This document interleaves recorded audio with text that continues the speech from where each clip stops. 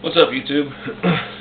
Today I'm going to give you an update on my garden and the seeds that I planted in cups on the 19th, and today is the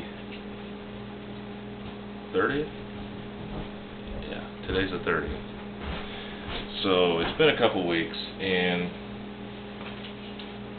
in my cups you can see I'm starting to get some onions going. All the onions I planted are doing pretty well.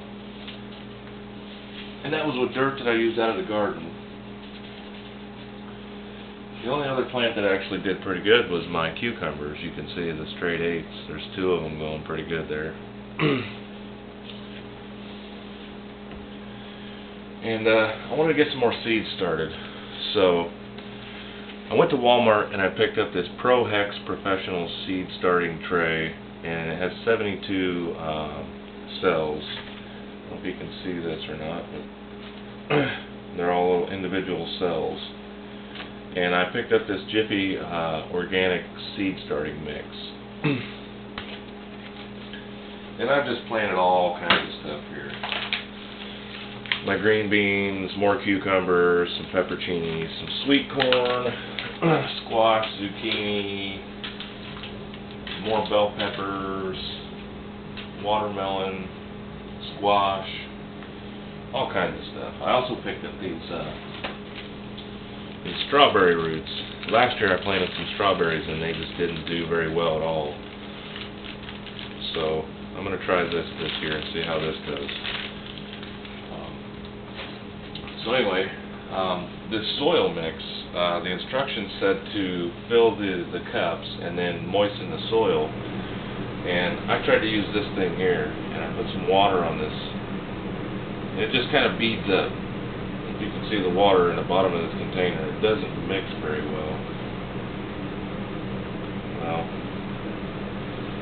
my daughter and my wife came up with this great idea that I should use this, and that worked out pretty well. So I got everything all moistened up. I went ahead and planted the seeds, and I'll be honest, I have no idea where anything is in this container. So we're just going to have to wait and see what grows.